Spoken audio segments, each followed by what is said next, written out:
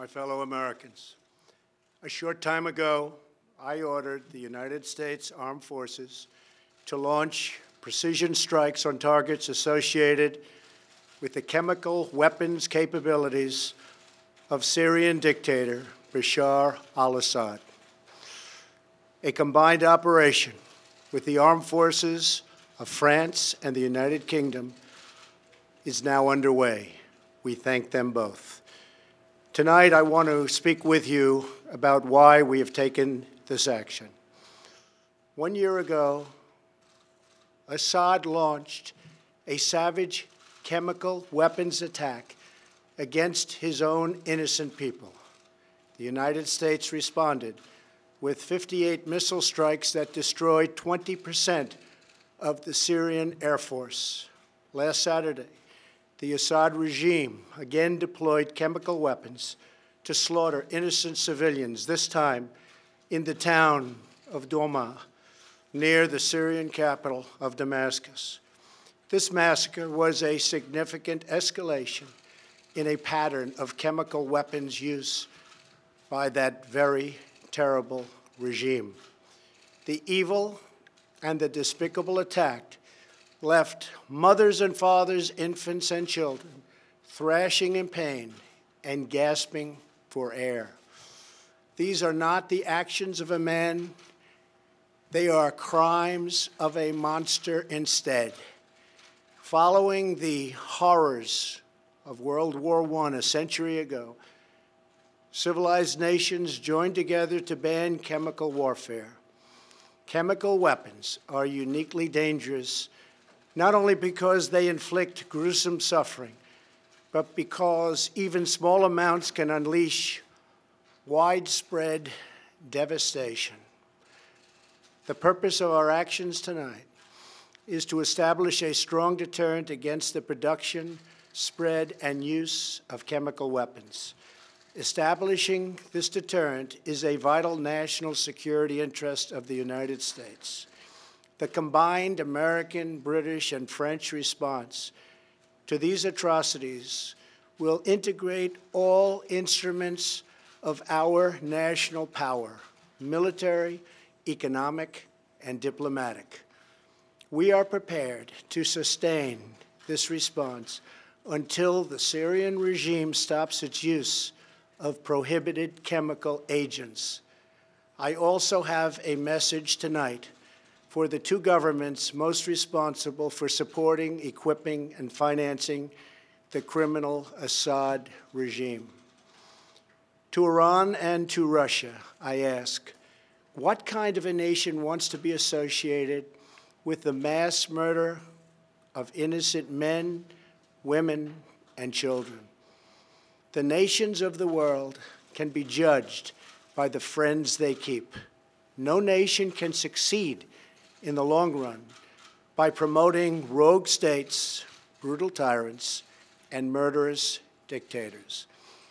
In 2013, President Putin and his government promised the world that they would guarantee the elimination of Syria's chemical weapons. Assad's recent attack and today's response are the direct result of Russia's failure to keep that promise. Russia must decide if it will continue down this dark path or if it will join with civilized nations as a force for stability and peace. Hopefully, someday we'll get along with Russia and maybe even Iran, but maybe not. I will say this: the United States has a lot to offer. With the greatest and most powerful economy in the history of the world. In Syria, the United States, with but a small force being used to eliminate what is left of ISIS, is doing what is necessary to protect the American people. Over the last year, nearly 100% of the territory once controlled by the so-called ISIS Caliphate in Syria and Iraq has been liberated and eliminated. The United States has also rebuilt our friendships across the Middle East. we have asked our partners to take greater responsibility for securing their home region, including contributing large amounts of money for the resources, equipment, and all of the anti-ISIS effort. Increased engagement from our friends, including Saudi Arabia, the United Arab Emirates, Qatar, Egypt, and others, can ensure that Iran does not profit from the eradication of ISIS. America does not seek an indefinite presence in Syria under no circumstances. As other nations step up their contributions, we look forward to the day when we can bring our warriors home, and great warriors they are. Looking around our very troubled world, Americans have no illusions. We cannot purge the world of evil or act everywhere there is tyranny. No amount of American blood or treasure can produce lasting peace and security in the Middle East. It's a troubled place. We will try to make it better, but it is a troubled place. The United States will be a partner and a friend, but the fate of the region lies in the hands of its own people. In the last century, we looked straight into the darkest places of the human soul. We saw the anguish that can be unleashed and the evil that can take hold.